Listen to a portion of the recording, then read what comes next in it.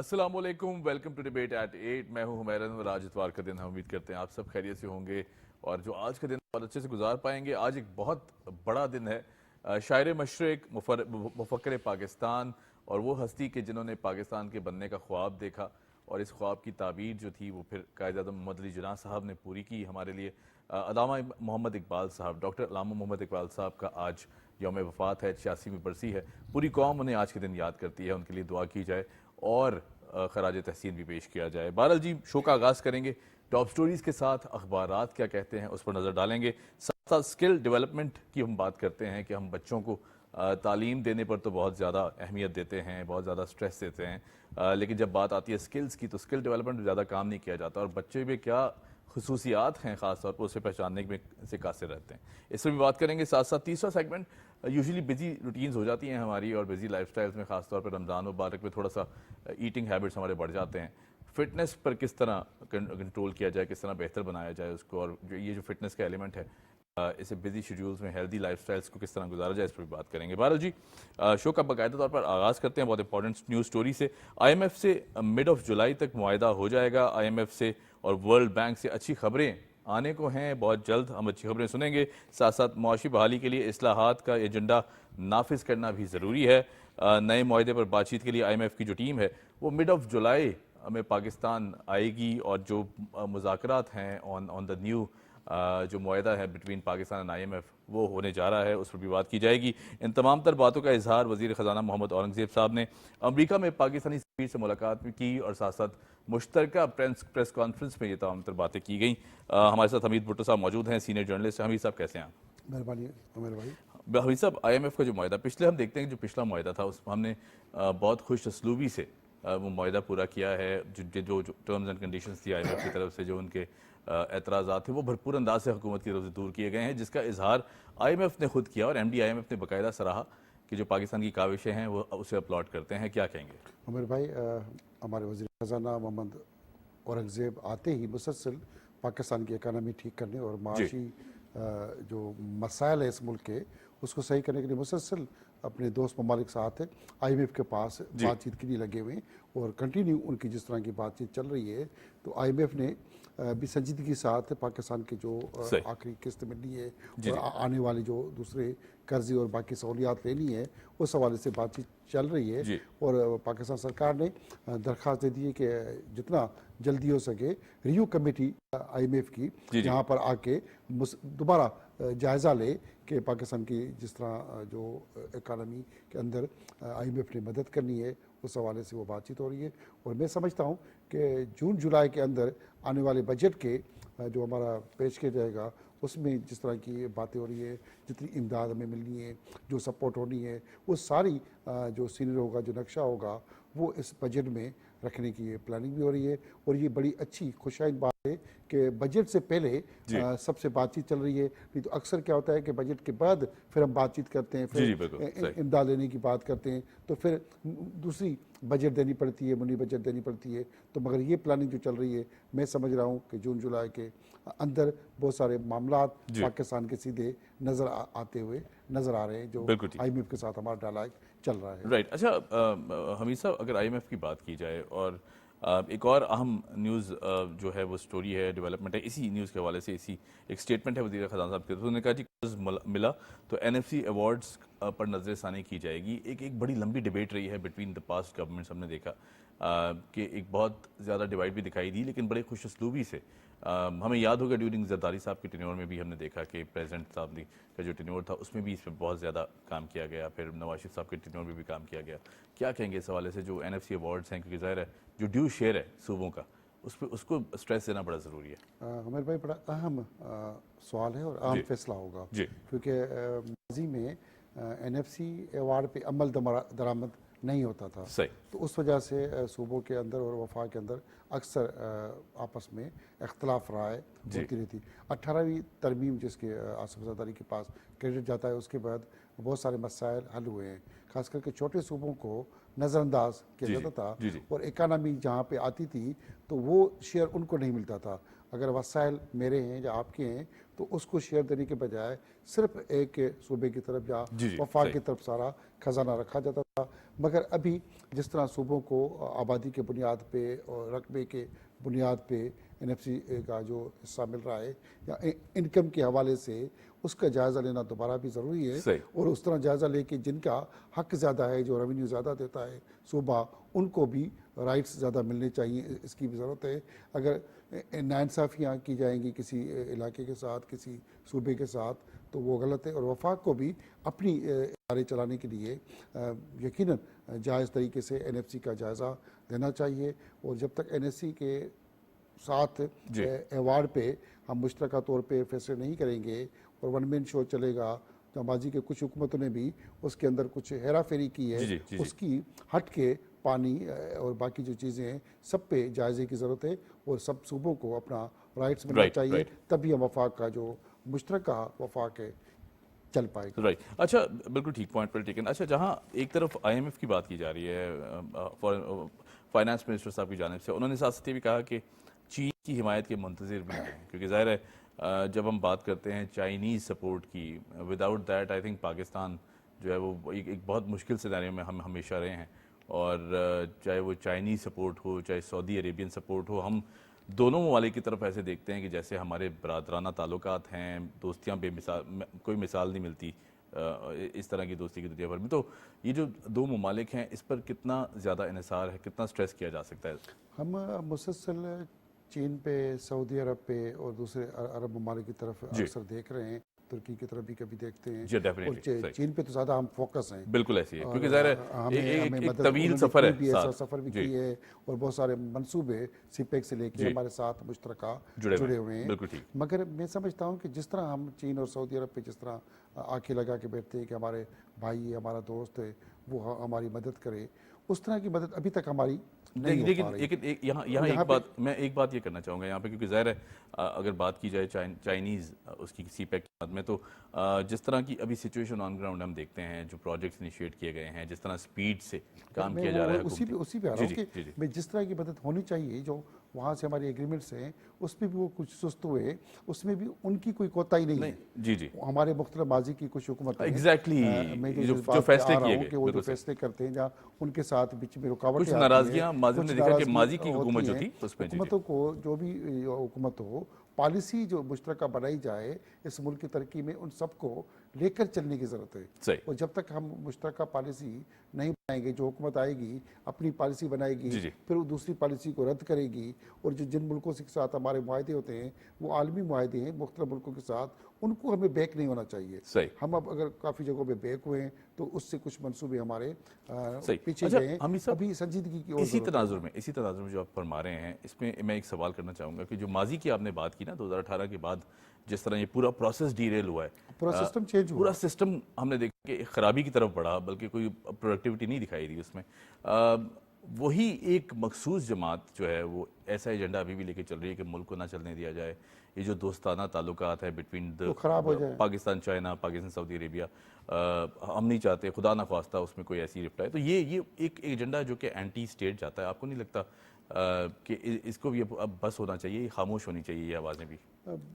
जिन लोगों ने 9 मई के वाक़यात किए या जो हुआ वो बहुत गलत हुआ है मुल्क के साथ, क्योंकि अपने इदारे, फौज और बाकी इदारों के ऊपर डंडे लेके चलना और इदारों को आग लगाना, और ये तो हुआ बाद में। उससे पहले जैसे मैंने कहा कि जितने भी हमें लोग इदारे जो मुल्क हमें सपोर्ट करे थे, उनके साथ हमने लड़ाइयाँ शुरू कर दी, उन पर इल्ज़ाम तराशियाँ या उनको ऐसे हमने कटड़े में खड़ा कर दिया जैसे हम कुछ उनको उल्टा दे रहे हैं। ये हमने कुछ जातियाँ की, मगर अब ये भी बहुत हो गया। अब जिन लोगों ने 9 मई के वाक़े में जो थे जिम्मेवार, उनको सज़ाएं अगर हमें देनी है तो हमें प्रॉपर सज़ाएं देनी चाहिए। उसके लिए बहुत सारी अदलिया या जो केसेस चल रहे हैं उनका अभी हमें प्रॉपर तयीन करके उनको सज़ा देनी चाहिए। इसमें कुछ बेगुनाह लोग भी हैं, कुछ हकीकी लोग हैं, हकीकी लोगों को हमें सज़ा देनी चाहिए। और बहुत सारी औरतें और बहुत सारे लोग हैं जो उन मुजाहरों में थे जहाँ ना थे, काफ़ी लोग उसमें आ भी गए। मगर अभी हकीकी जवाबदारों को इतने अरसे में हमने वो जो जिम्मेदार नहीं ठहराया, उनको ठहरा कर सज़ा दे। आइंदा ऐसी कोई जरूरत ना करें बिल्कुल सही। कि हम अपने इदारों के खिलाफ बगावत करें। और ये भी हमें पॉलिसी अपनाने की ज़रूरत है कि जो हम दूसरे बाहर जो हमारे से मुआहदे करते हैं, IMF से मुआहदे करते जी, हैं, जी। उनको जो डीरेल करता है या जो पीछे ठीक है, धकेलता ठीक है। है, उनके लिए भी कानून में कोई ऐसी बिल्कुल तरवीब ठीक। हो कि कम से कम उनको भी सजा हो कि पाकिस्तान की तरक्की को रोक जो रहा है उसको भी सजाएं मिलनी चाहिए। राइट, राइट, बिल्कुल ठीक है। अच्छा, moving on to our next story, Hamid भाई, एक और बड़ा इंपॉर्टेंट डेवलपमेंट है। मैं देखता हूँ नवाज शरीफ साहब का भी जो किरदार रहा है माजी में भी, हम सब जानते हैं, बड़ा पॉजिटिव, बड़ा अच्छा एनर्जेटिक, सियासतदान है, उलझा बहुत उलझा ज़बरदस्त हुआ। मजहबी सियासतदान है। और उनके उनकी चूँकि ज़ाहिर लीडरशिप के अंडर नून लीग की अगर सियासत की बात की जाए तो वज़ीर आज़म साहब की नवाज शरीफ मरीम नवाज साहिबा से मुलाकात महंगाई से निजात के लिए जो हो सकता है वो किया जाएगा। ख़ासतौर पर आप देखते हैं कि जो चीनी ज़बान तेज़ी से मकबूल हो रही है, उस पर भी आलमी दिन पर उन्होंने पैगाम दिया कि ये तमाम तर जो चीज़ें हैं हमें इसको भी मजबूत करना है, और साथ साथ जो महंगाई का जिन माजी में हमने देखा है कुछ गलत पॉलिसीज़ की वजह से बेकाबू हुआ, डॉलर की प्राइस हाइक हुई, स्टॉक एक्सचेंज पूरी तरह क्रैश किया माजी में, उस तरफ अब तमाम तर जो रुझान है हुकूमत का उसी तरफ है, क्या कहेंगे? और ये मुलाकात कितनी अहम है? नवाज शरीफ और शहबाज शरीफ और मरियम की मुलाकात मैं समझता हूँ कि पॉजिटिव अमल है। और जी। ये भाई भतीजी और इनका आपस में रब्ता करना, क्योंकि वज़ीर आज़म और पंजाब एक बड़ा अहम सूबा है, सही, उसके बिल्कुल, सदरला भी जी, है। और नवाज शरीफ का तजर्बा बड़ा अहम है। बेशक, जैसे जी, आपने कहा कि जी, उस तजर्बे से हमें फ़ायदा लेने फ़ायदा लेने की ज़रूरत ज़रूरत है। सही, और एक वो अच्छा सियासतदान है, जी, जी, क्योंकि सियासतदान ही इस मुल्क के अंदर अच्छे तरीके से मामलात को ठीक करेंगे। और जो महंगाई का जिन्न है, जब तक उसको काबू करके बोतल में बंद ना जी, किया जी, जाएगा तो पूरा आवाम जिस तरह मुल्क के अंदर इस वक्त पूरी हुकूमत की तरफ निगाहें लगा के देख रहा है कि हमें महंगाई से निजात हो। बाकी IMF से लेके जो भी मामला हैं वो आप जानें और जिस तरह भी चाहे सही, आप सही, करें।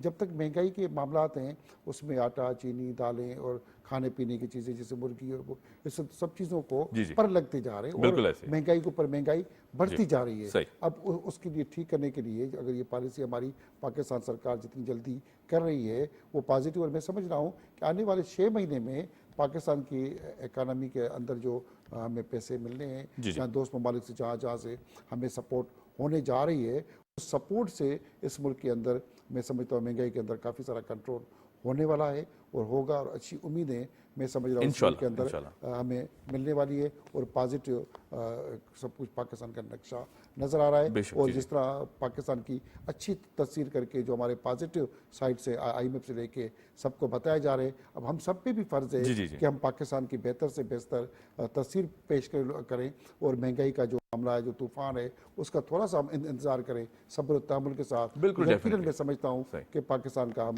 बेहतर से बेहतर करेंगे। और हमारे जितने भी लोग हैं और जिसमें सनतकार हैं, बाकी लोग हैं, उनके भी ऊपर फ़र्ज़ है कि इस महंगाई के मामलात में जी, अपने अपने मफादात छोड़ के इस मुल्क के मफाद की तरक्की के लिए काम करें। बिल्कुल, बड़ा ज़बरदस्त आपने ये पॉइंट रेज़ किया, पॉइंट वेल टेकन। अच्छा, इसी मीटिंग में एक और अहम जो मुद्दा डिस्कस किया वो ये था कि जी दहशतगर्दी को जड़ से उखाड़ फेंकेंगे। फ़ौजी पाकिस्तान और जो अस्करी इदारे हैं और साथ साथ सिक्योरिटी जो लॉ इन्फोर्समेंट एजेंसीज़ हैं, पुलिस है, दीगर महकमे हैं, उनकी जो काविशें हैं, उनकी कुर्बानियाँ हैं, उनको खराज तहसीन पेश किया गया फ्रॉम द रूलिंग पार्टी। और ये कितनी कितनी खुशाइन बात है कि जब हम बात करते हैं हमारे जवानों की, हमारे फ़ौजी जवानों की, या हमारे पुलिस के एहलकार हैं, दीगर जो एहलकार हैं, एजेंसीज़ के एहलकार हैं, हम देखते हैं कि फ्रंट लाइन पर जब गोली चलती है, खुदा ना खास्ता, अल्लाह ना करे ऐसी कोई कैफियत कभी हम देखें, लेकिन जब भी इस तरह की कोई सिचुएशन होती है फ्रंट लाइन पर तो ये हमारे मुहाफ़िज़ मौजूद होते हैं। इनकी कुर्बानियों को सराहना, इनका बार बार जिक्र करना कितना ज़रूरी है? हमारे पाक फौज हो या बाकी इदारे, जी, रेंजर्स, पुलिस, सबकी कुर्बानियाँ हैं। बिल्कुल, और बेशक, पाक फौज की तो ज़्यादा उसमें कुर्बानियाँ मौजूद हैं, क्योंकि सरहदों की हिफाजत करना जी, मुश्किल काम मुश्किल है। अमल है, और बिल्कुल, वहाँ पे आप जिस तरह पहाड़ों पे, जंगलों में और तो सहरा में जी, जी, खड़े हैं और जिस तरह मुल्क की बिल्कुल, हिफाजत कर रहे हैं, वो चाहे रास्तों से, जहाज़ों के थ्रू, तो वो हिफाजत करना मुश्किल काम है। मगर हम उस अपने पाक फ़ौज का जिस तरह बाकी मुल्कों में अपनी अपनी फ़ौज का जिस तरह इज़्ज़त करते हैं, वक़ार करते हैं, मगर इस मुल्क में हमारे पास मैं समझता हूँ कि हम कानून या बहुत सारी चीज़ों ने हमने, हमारी पाकिस्तान सरकार या इदारों ने इतनी ढील दी हुई है कि हम उनके ऊपर तनकीद करने के शेर बन जाते हैं। और बिल्कुल, वो हैं सोशल नहीं। मीडिया का एक बाकी अगर देखिए अभी तूफ़ान है, जी, जी, तूफ़ान ही तूफ़ान होता है सोशल जी, जी, मीडिया में। बिल्कुल, अभी अगर हालिया हम दुबई एयरपोर्ट पे अगर बात कर लें तो वहाँ पे जो वाक़या हुआ तो लोग सुकून से सब्र से बैठे हुए जी, जी, जी। वहाँ पे अपने इदारों को कोई गालियाँ नहीं दे रहा, एक सेंस ऑफ रिस्पॉन्सिबिलिटी है। सोशल जी, मीडिया पे कोई तनकीद नहीं कर सही, रहा। सही, मगर सही। यहाँ पे हर चीज़ का हम तनकीद कर लेंगे। पाकिस्तान में अजीब किस्म का अलमिया है, जब से ये मोबाइल हमें मिला है, जी, जी, जी, तो जी। हम पता नहीं क्या अपनी ज़हन की कौन सी अक्कासी करके अपने इदारों को उखाड़ पिछाड़ करके उन पे मुख्तलिफ किस्म जी, की जी, मलामतों जी। पे लगे रहते हैं। मैं समझता हूँ कि हमें अपने इदारों को मलामतें करने के बजाय उन इदारों के पीछे खड़ा होना जी, चाहिए, जी, जी। उनकी इज्जत और वक़ार के लिए खड़ा होना चाहिए। तो उसी में हमारी तरक्की है। अगर इस तरह हम नफ्सियाती मरीज़ कर बन के अपने इदारों के पीछे लगे रहेंगे तो फिर हमारी और इस मुल्क की तरक्की रुक जाएगी, जिससे हम कभी भी कामयाब नहीं हो सकेंगे। बिल्कुल ठीक है, बिल्कुल ठीक है। जी, आपने बड़ा एक अहम आज डेवलपमेंट होनी है, ज़मीनी इंतखाबात होने जा रहे हैं।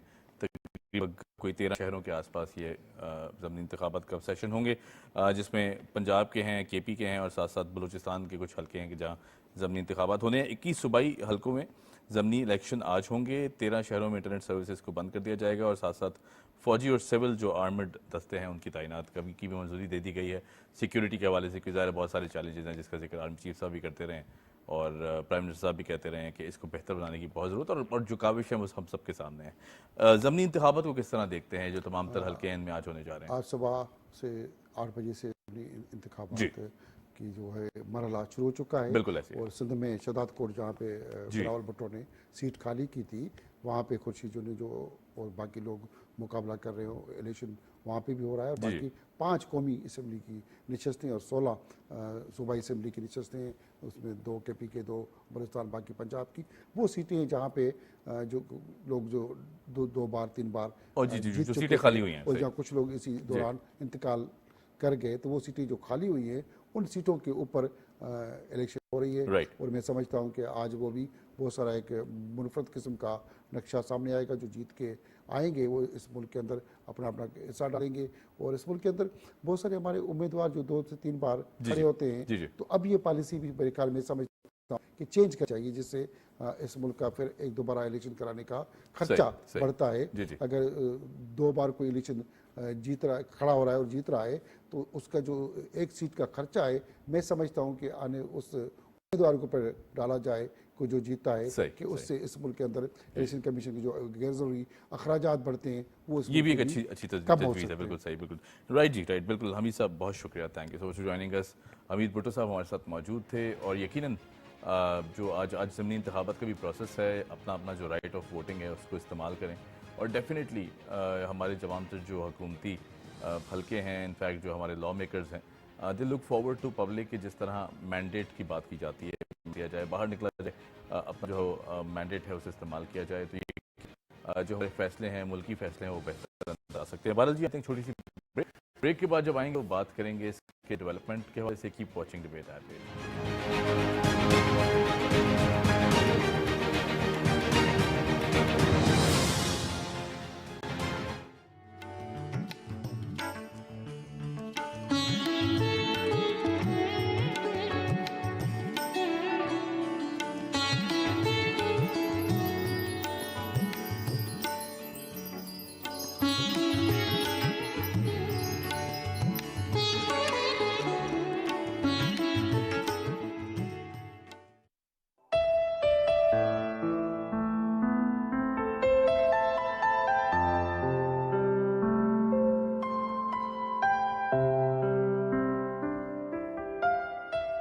कि मोहम्मद से वफा तूने तो हम तेरे हैं। ये जहां चीज है क्या, लौह कलम तेरे हैं।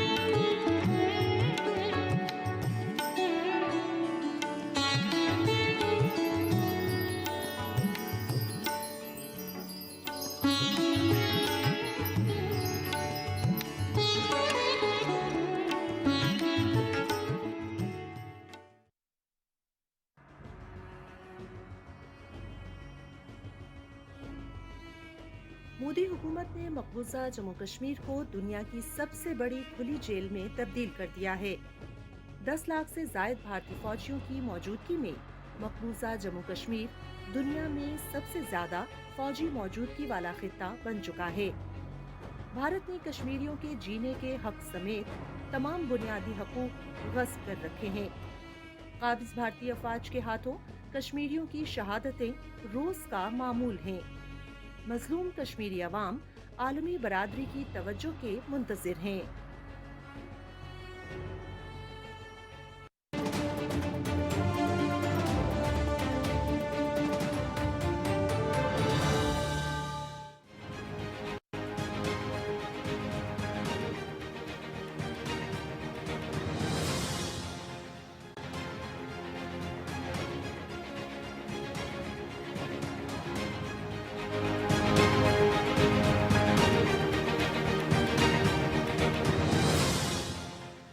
Welcome back after the break. आप देख रहे हैं प्रोग्राम डिबेट एट 8। मैं हूं मैडम और हमने अनाउंस किया था कि हम स्किल डेवलपमेंट पर बात करेंगे। अच्छा, स्टार्टिंग फ्रॉम स्क्रैच अगर बात की जाए तो जब बच्चा तालीम हासिल करके अपनी प्रोफेशनल लाइफ में आ रहा होता है, कदम रख रहा होता है, तो स्किल्स का जो हम देखते हैं कि वो मयार है हमारे यहाँ बहुत ज़्यादा उसको अहमियत नहीं दी जाती, ट्रेनिंग को अहमियत नहीं जाती। तो आई थिंक ज़्यादा तालीम को जब हम बात करते हैं स्ट्रेस देते हैं कि जहाँ तालीम हासिल करना बहुत ज़रूरी है, डेफिनेटली बहुत ज़रूरी है।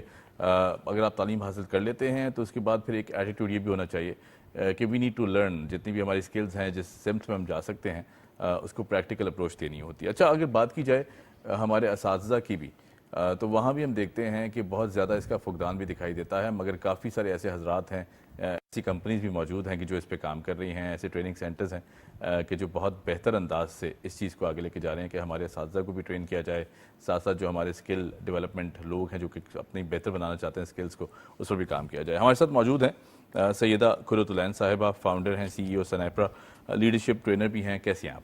अस्सलाम वालेकुम। वालेकुम अस्सलाम। अच्छा, कुर्रतुलैन ये बताइएगा कि स्किल डेवलपमेंट वैसे तो एक बहुत बड़ा और बड़ा वसी टॉपिक है, इस पर बात करें हम। एक रवैया ये भी तो है ना कि अगर पढ़ लिख भी गए हैं तो उसके बाद हाथ भी क्यों काले किए जाएं, या फिर सीखा क्यों जाए, या फिर जो स्किल्स हैं उन्हें पॉलिश नहीं करने की ज़रूरत नहीं है। एक सेट एजेंडा पे हम चलना शुरू कर देते हैं विदाउट रियलाइजिंग कि हमारा जो शौक भी है वो भी हमें एम्पावर कर सकता है, हमारे अंदर जो स्किल्स हैं उसको भी अगर रिफाइन कर ली जाए तो बहुत बेहतर अंदाज से जा सकते हैं। इस पर ज़रा रोशनी डालिएगा, क्या कहेंगे इस हवाले से? अच्छा, बिस्मिल्लाहिर्रहमानिर्रहीम। तमाम तारीफ़ें अल्लाह रब्बुल इज़्ज़त के लिए बेशक, हैं, जो आलमीन का रब है। सुभान अल्लाह। और जज़ाकल्लाह कि आपने मुझे यहाँ पे इनवाइट किया स्किल्स डेवलपमेंट पे बात करने के हवाले से। देखिए, क्वेश्चन जो आपने किया वो बहुत इम्पोर्टेंट है, सिर्फ उन लोगों के लिए नहीं जो बच्चे हैं, बल्कि बड़े हैं या हर फील्ड के लोगों के लिए। साइनैपरा के को जब मैंने स्टार्ट किया था 2015 में, तो इसी विजन के साथ स्टार्ट किया था कि पाकिस्तान में कंटिन्यूइंग प्रोफेशनल डेवलपमेंट को प्रमोट किया जाए। जी जी जी जी। तो ये जो क्वेश्चन है आपका, मेरा ख्याल है कि मैं इसका बेहतर आंसर इस तरह कर सकती हूँ कि दुनिया में जितने भी लर्निंग एक्सपीरियंसेस हैं, लर्निंग एक्सपीरियंस का मतलब ये सिर्फ क्लासरूम एक्टिविटी नहीं है या सिर्फ एक पर्टिकुलर कॉन्टेक्स्ट में लर्निंग नहीं है, बल्कि हम अपनी डेली लाइफ में भी बहुत कुछ लर्न कर रहे होते हैं। मैं आपसे लर्न कर रही हूँ, आप मुझसे लर्न कर रहे हैं, हम अपने घर में भी लर्न कर रहे हैं, अपने वर्क प्लेसेस पे भी लर्न कर रहे हैं। तो जितने भी लर्निंग एक्सपीरियंसेस दुनिया में होते हैं, क्लासरूम से लेकर और डेली लाइफ तक, मैं समझती हूँ कि उनका अल्टीमेट गोल जो है वो ये है कि आप सोसाइटी को बेनिफिट कर सकें। राइट। तो जहाँ तक की बात आती है कि क्वालिफिकेशन कितनी ज़रूरी है या स्किल्स जो हैं उनको किस तरह कैरी ऑन किया जाना चाहिए, तो याद रखिए कि इंटरनेशनली अभी एक सेंटेंस जो है वो टैग किया आता है, degree is no longer enough, one has to update his qualification up to the international standards. यानी कि ऐसा नहीं है कि अगर फॉर एग्जांपल मैंने BA किया है, MA किया है, या किसी भी फील्ड में मैंने MBA किया है, या कुछ भी, फॉर एग्जांपल कोई भी आपने ग्रेजुएशन या मास्टर्स वगैरह किया है, तो आप सारी जिंदगी उसी को पे रिलाई करते रहेंगे। हाँ, आपको अपने आप को अपग्रेड करते रहना। एग्जैक्टली। क्वालिफिकेशंस जो हैं, ये रिसर्च है हार्वर्ड यूनिवर्सिटी की, क्वालिफिकेशंस जो हैं over the period of 2 years या मैक्सिमम 3 years जो है वो ऑब्सोलीट हो जाती हैं। सही। You have to stay updated in fact in the context of your profession. तो ये बच्चों के लिए भी उतना ही ज़रूरी है और ये बड़ों के लिए भी इतना ही ज़रूरी है। बल्कि आप ये देखिए कि कोविड से इंटरनेशनल पॉलिसीज़ जो हैं, इवन फॉरेन इमिग्रेशन पॉलिसीज़ बहुत तेज़ी से चेंज हो गई हैं, और वो ये रिक्वायर करती हैं कि अब आपके पास सिर्फ रेलिवेंट क्वालिफिकेशन नहीं हो, बल्कि आपके पास जो है वो उससे रेलिवेंट स्किल भी हो। सही। अच्छा कुर्रतुलैन, मैं इसी तनाजुर में एक सवाल और पूछना चाहूँगा कि आपने बात की स्किल डेवलपमेंट की, हम सबको ही पता है कि बहुत ज़रूरी है। विदाउट आई थिंक स्किल्स बहुत मुश्किल हो जाता है आप अपनी प्रैक्टिकल लाइफ में कदम भी रखें, और एक सीखने का प्रोसेस जो है वो भी मुश्किल हो जाता है आपके लिए। अच्छा, जहाँ बात की जाती है स्किल डेवलपमेंट की, हम देखते हैं कि रुझान की कमी भी दिखाई देती है हमें, क्योंकि लोग कहते हैं चले हमने डिग्री हासिल कर ली है, इनफैक्ट पाकिस्तान की मैं बात कर रहा हूँ कि हमने डिग्री हासिल कर ली है, बहुत बेहतर, हमें जॉब भी मिल जाएगी। एक अजीब तरह का जो कहते हैं ना ओवर कॉन्फिडेंस, वो उसका भी शिकार हो जाते हैं अक्सर हम, कि मैंने तो इतना पढ़ लिख लिया, अब तो the world is open to मी।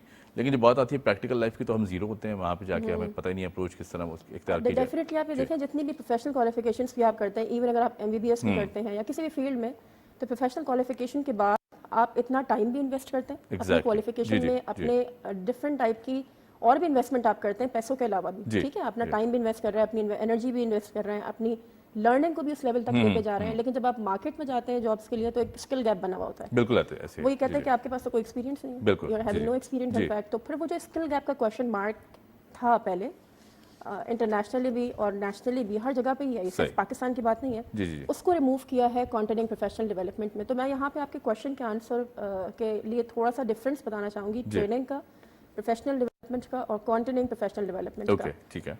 और मैं समझती हूँ कि ज़रूरी भी है, क्योंकि जब हमने ये स्टार्ट किया 2015 में, पहले हमने नेशनल लेवल पे स्टार्ट किया और 2020 से हमने इंटरनेशनली जो है सीपीडी ट्रेनिंग्स जो है करानी शुरू की हैं। We are official accredited licence training provider from the CPD standards office UK. तो इसमें लोगों को बड़ा एक क्वेश्चन मार्क था कि they use interchangeably in fact CPD and training in fact. देखिए, कंटिन्यूइंग प्रोफेशनल डेवलपमेंट जो है वो लाइफ लॉन्ग लर्निंग है, ठीक है, एक ऐसी स्किल हर इंसान को अल्लाह रब्बुल इज़्ज़त ने मुकम्मल बनाया है, बेशक, वो खुद एक कामिल है, हस्ती है, तो उसको तो ये ज़ेब नहीं देता कि कोई नामुकम्मल चीज़ बनाए। बेशक, जितने भी इंसान हैं वो अपनी अपनी कैपेसिटी में या जितनी भी उनकी सलाहियतें हैं उनमें मुकम्मल हैं। सही सही, हमारे अंदर ऑलरेडी स्किल्स हैं, पहचानना और यूटिलाइजेशन का मसला रहता है। हाँ, हमारे अंदर ऑलरेडी स्किल्स हैं। जी जी। तो स्किल्स जो है ज़रूरी नहीं है कि फॉर एग्जांपल हम वो जॉब रिलेटेड अंडरस्टैंड करें, बोलना भी स्किल है। आप आज अपनी स्किल बोलने की वजह से यहाँ पे बैठे हैं, जी जी जी, सुनना भी स्किल है, एग्जैक्टली, हर एक्शन एक स्किल है। लेकिन वो स्किल, कोई भी एक्शन स्किल जब बनता है जब उसको कंटिन्यू प्रैक्टिस किया जाए। तो पाकिस्तान में जो एक माइंडसेट जो जिसकी आप बात कर रहे हैं, आई एग्री इन फैक्ट कि ये सिर्फ बच्चों में ही नहीं है, बल्कि ये एक पूरा एक क्यूमुलेटिव बिहेवियर है पूरी सोसाइटी का।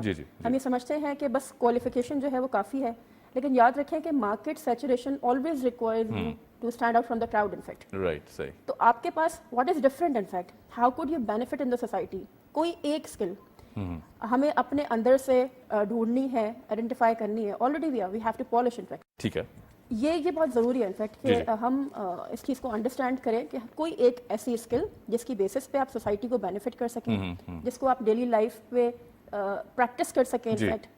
तो ये बिहेवियर बिल्कुल ठीक है। अच्छा, जब बात आती है हमारे असातिज़ा की, टीचर्स की, और फिर वो हल्का के जो सिखाने का प्रोसेस तेज़ करता है हमारे लिए, बेहतर बनाता है, उस माहौल को इन्वेंट करता है हमारे लिए कि हम जहाँ रिसर्च भी कर सकें या फिर परस्यू कर सकें, उनकी ट्रेनिंग कितनी ज़रूरी है स्किल डेवलपमेंट की अगर बात की जाए? क्योंकि हमें पाकिस्तान में हम देखते हैं कि बहुत ज़्यादा इस पर काम तो किया जाता है, काफ़ी सारे इदारे काम भी कर रहे हैं, इंडिविजुअल कैपेसिटी में बहुत सारे अफराद हैं या आप जैसे लोग हैं जो कि चाहते हैं कि सिचुएशन बेहतर हो।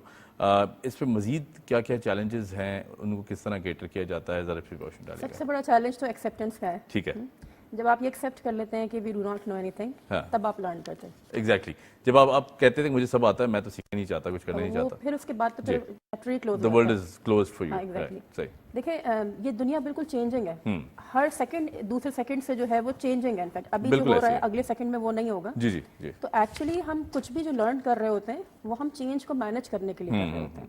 We must be ready to face every kind of challenge. लोग इन चीज़ों को समझते हैं, जैसे फॉर एग्जांपल अक्सर लोग समझते हैं कि सक्सेस ये बड़ा कॉमन सा वर्ड है, और वैसे तो ये एक एब्स्ट्रैक्ट है, लेकिन सक्सेस का क्राइटेरिया भी सबके नज़दीक अलग है। जैसे कुछ लोग क्वालिफिकेशन को समझते हैं कि मैंने इतना क्वालिफिकेशन मैंने पढ़ लिया तो ये मेरे लिए सक्सेस है। सही। किसी को देखेंगे उसकी शादी हो जाए, उसकी, ठीक है, अपनी प्रायोरिटीज है। सक्सेस को सबने अपने अपने हिसाब से डिफाइन किया हुआ है, बट एक्चुअली अगर देखा जाए सक्सेस या लर्निंग वो है क्या? इनफैक्ट जब आप अपनी लाइफ में जहाँ पे भी, जिस जॉब रोल में भी आप एग्जिस्ट कर रहे हैं, आप गिव अप नहीं करते, ठीक है, आप कंटिन्यू करते हैं, आप चैलेंजेस को फेस करते हैं। जी जी। तो ये चीज़ पे ट्रेनिंग्स के हिसाब से अगर मैं समझूँ कि असातिज़ा के लिए, टीचर्स के लिए, लीडर्स के लिए इनफैक्ट सबसे बड़ा चैलेंज क्या है? तो सबसे बड़ा चैलेंज ये है कि वो इस चीज़ को एक्सेप्ट नहीं करते। बहुत कम लोग ऐसे हैं जो ये कहते हैं, हमारे पास जैसे डेली बेसिस पे कोर्सेज होते रहते हैं, वीकली बेसिस पे भी होते रहते हैं, मंथली भी कोर्सेज हैं, तो उनमें जो लीडरशिप प्रोफेशनल्स आते हैं, कुछ ऐसे बिहेवियर्स होते हैं, इवन बड़े रिजिड होते हैं, वो एडमिशन्स ले लेते हैं और वो कहते हैं कि मैं सिर्फ इसको ओवरव्यू करने आया हूँ। सही सही। एक्सेप्टेंस नहीं है। जी जी। ठीक है, ऐसा नहीं हो सकता। मैं ये नहीं कह रही, हो सकता है कि वो उनको मुझसे कहीं ज़्यादा आता हो या ट्रेनर से कहीं ज़्यादा आता हो, ऐसा भी हो सकता है। लेकिन याद रखें कि जो हमारी रिजिडिटी की है ना, फैक्ट जो हमें लिमिट करती है, ये एक्चुअली एक तरह का फियर होता है। ठीक है। ये बिहेवियर जो ना, जो हम पोस्ट कर रहे हैं कि वी नो एवरीथिंग इन जी जी जी जी। ये एक फियर है। सही। हमें ये फियर होता है कि ऐसा ना हो कि सामने वाला हमें रिप्लेस कर दे। ये बड़ी अच्छी बात की आपने, सही, ठीक है। और हम इस अमल में सिखाना भी नहीं चाहते किसी और को, या बताना भी नहीं चाहते। अच्छा, एक बहुत अहम सवाल जो मेरे दिमाग में आ रहा था वो ये था कि जहाँ हम बात करते हैं स्किल डेवलपमेंट की, वहाँ हमारा ये भी रवैया होता है अक्सर के, चूँकि हम काम कर रहे हैं, हमारी जॉब्स हैं, वक्त नहीं मिलता हमें किसी और चीज़ को परस्यू करने का, तो जो शौक़ है हमारे अंदर या जो चीज़ हम अच्छा कर सकते हैं, बेहतर कर सकते हैं, उसको परस्यू नहीं करते हम, अक्सर उसको पीछे छोड़ देते हैं, उसके साथ ज़्यादती कर देते हैं। और अपने सिर्फ चूँकि ज़ाहिर पैसे भी कमाने हैं, फैमिली को सपोर्ट भी करना है, अपनी रोज़मर्रा की जो मुश्किलात हैं उन्हें भी देखना है, तो बस वो एक सेट ट्रैक पर चलते जाते हैं जो कि हमारा कंफर्ट जोन होता है, उससे बाहर नहीं निकल पाते हम। और उसके बाद फिर अगर आप किसी ओवर 50 एज के, जी, once I was in my college in fact, तो हमारे कॉलेज में अक्सर ऐसी पर्सनालिटीज आती थी and they always share their success story. तो मैंने एक डॉक्टर साहब आए, मैंने उनसे पूछा कि आप क्यों डॉक्टर आप बने हैं। आई was in first year in fact, और उन्होंने मुझे कहा कि मेरी अम्मी ने कहा था।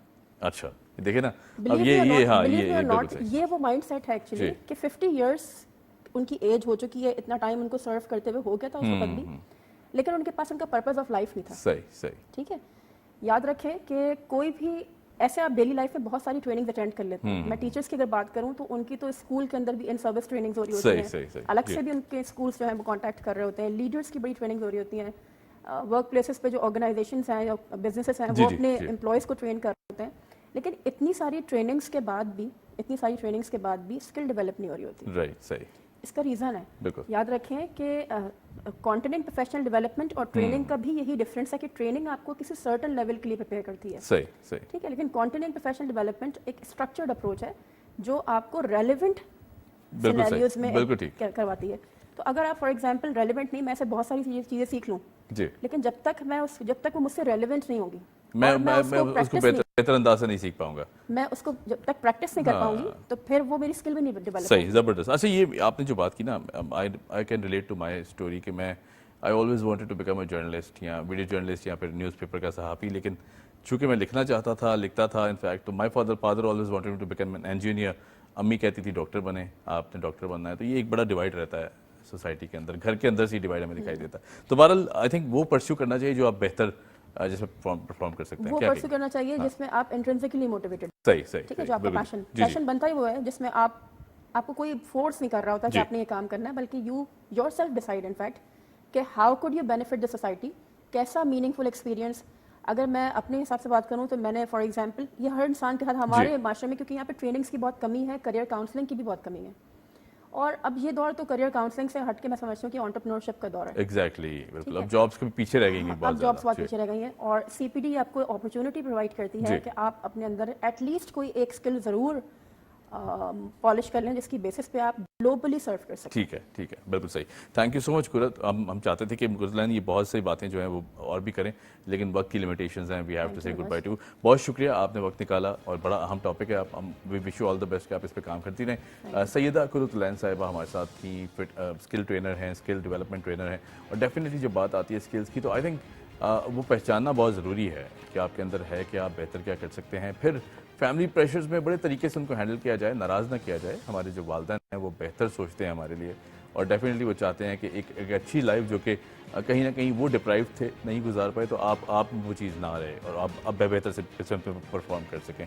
तो उस ख्वाहिश को भी साथ रखें, लेकिन पहचानें कि आप क्या बेहतर कर सकते हैं और फिर उन्हें मनवाएं कि आप ये बेहतर कर सकते हैं, और you done a lot for that. बहरहाल जी, यहाँ लेते हैं एक छोटी सी ब्रेक के बाद जब आएंगे तो बात करेंगे फिटनेस के हवाले से, क्योंकि ज़ाहिर है रमज़ान मुबारक का एक बड़ा खूबसूरत महीना था जहाँ हमने बहुत ज़्यादा ओवर ईटिंग भी कर ली है, तो अब उसको किस तरह कंट्रोल किया जाए। कीप वॉचिंग द वे।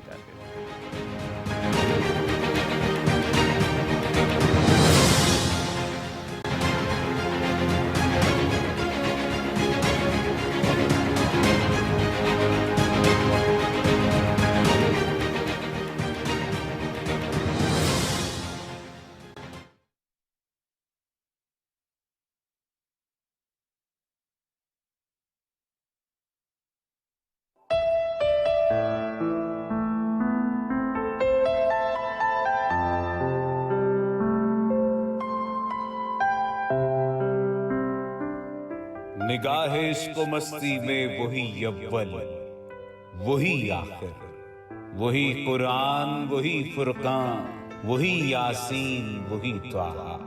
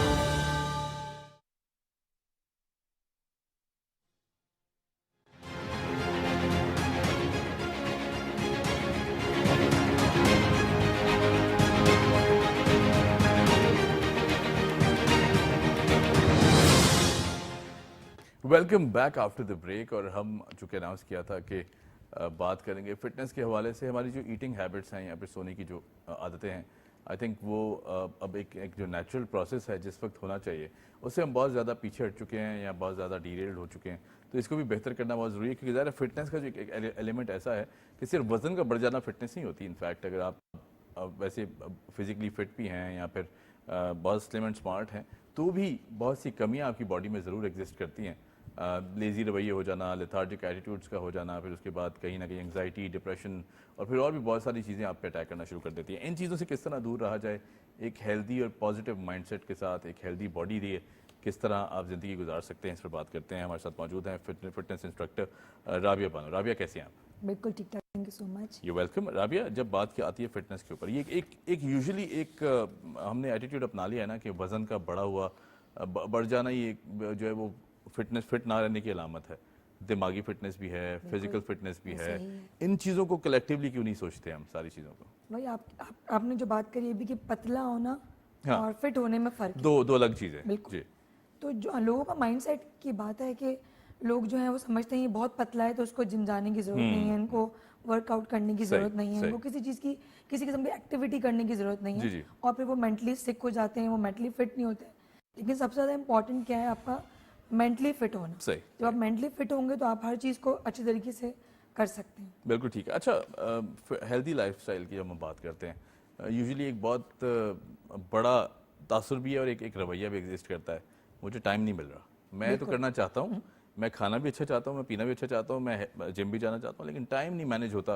क्या करूँ? ये क्या कि हम उसको बिल्कुल अगले दिन पे चली जाती है बात, और वो अगला दिन कभी आता नहीं है। क्या कहेंगे? सबसे इजीएस्ट लेम एक्सक्यूज मैं कहूंगी जो हमारी आवाम, और ये अपने आप को ही समझा रहे होते हैं हम खुद ही बोल रहे होते हैं, बोल at the end of the day हम सोच रहे होते हैं हम आज चले जाते हैं, हम ये काम कर लेते हैं, हम कर सकते थे। रात को सोने से पहले याद आता है। रात में, अब रात में भी आप जा सकते हैं, जब आप वॉक करने जा सकते हैं, आप कुछ नहीं है, लेकिन वो सुस्ती जो हमारे अंदर बैठी हुई है। हाँ, वो कहते हैं ना कल जाएंगे, कल से शुरू करेंगे, कल, और वो कल कभी आता कल नहीं आती। अच्छा, अब किस तरह मैनेज किया जाए? चले ठीक है, ये तुमने बात कर ली एक रवैये की।